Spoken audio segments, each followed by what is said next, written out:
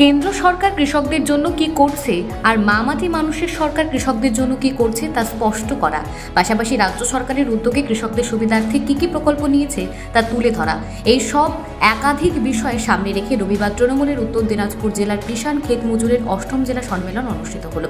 এদিন রায়গঞ্জের বন্দরে অবস্থিত বিধানমঞ্চে সম্মেলন অনুষ্ঠিত হয়। সম্মেলনে প্রধান বক্তা হিসেবে উপস্থিত ছিলেন তৃণমূলের কিষাণ ক্ষেত মজুরের রাজ্য সভাপতি পূর্ণেন্দু বসু। এদিন সম্মেলনে একাধিক বিষয়ে আলোচনা করা হয়। 2026-এর নির্বাচনে কিভাবে লড়তে হবে দলীয় কর্মীদের সে বিষয়ে বার্তা দেওয়া হয়। এদিন এই সম্মেলনে অন্যান্যদের মধ্যে উপস্থিত ছিলেন রায়গঞ্জের বিধায়ক কৃষ্ণ কল্যাণী, উত্তর দিনাজপুর জেলা তৃণমূলের সভাপতি কানাইয়ালাল আগরওয়াল, উত্তর দিনাজপুর কিষাণ ক্ষেত মজুর তৃণমূল কংগ্রেসের কমিটির সভাপতি হোসেন দিলদার সহ অন্যান্যরা।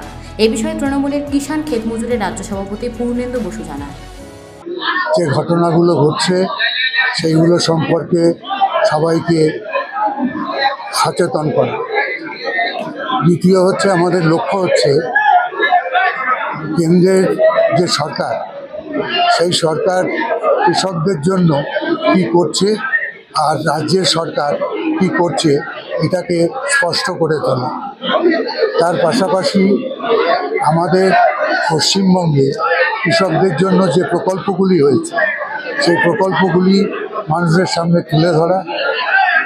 সাংগঠনিক কিছু কথাবার্তাও হবে, বিশেষ করে যে যারা কৃষক সংগঠনের দায়িত্বে আছে তারা যাতে গ্রামে গ্রামে যায়, কৃষকদের সাথে যোগাযোগ করে এবং কৃষকদের কাছে দলের যে বক্তব্য সেই বক্তব্যগুলো দিয়ে যায়।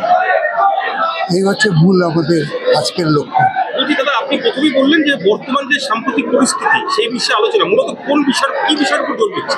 সাম্প্রতিক পরিস্থিতি বলতে আপনারা জানেন যে কাশ্মীরের যে ঘটনা এবং তার পরবর্তী যে প্রচেষ্টাগুলো চলছে সব মিলিয়ে, এবং সেই ক্ষেত্রে সবথেকে বড় কথা যেটা যে ফেক নিউজের ছড়াচ্ছে, এটাকেও আমরা আজকে তুলে ধরবো মানুষের কাছে। উত্তর দিনাজপুর থেকে অনুপ জয়সওয়ালের প্রতিবেদন, নিউজ টুডে।